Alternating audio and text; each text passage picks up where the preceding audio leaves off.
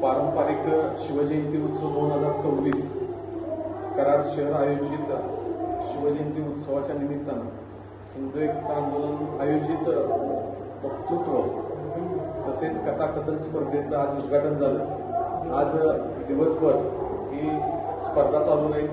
त्या स्पर्धेला चांगल्या पद्धतीनं प्रतिसाद मिळाला।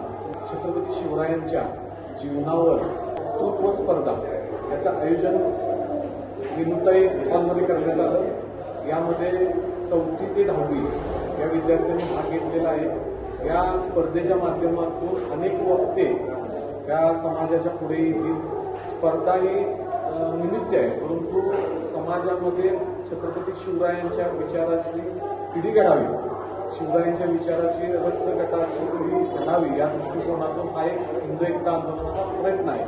मला असं वाटते की आज जवळजवळ 60 ते 62 विद्यार्थ्यांनी या स्पर्धेमध्ये भाग घेतलेला आहे। येणाऱ्या काळामध्ये अशा पद्धतीचे विद्यार्थी जर घडले तर 100% प्रत्येक समाजातील घटकापर्यंत छत्रपती शिवराय पोहोचतील आणि त्या माध्यमातून एक प्रकारे हिंदवी स्वराज्य निर्माण या महाराष्ट्रामध्ये होईल अशा दृष्टिकोनातून प्रयत्न हिंदू एकता आंदोलनाच्या माध्यमातून करण्यात येत आहे।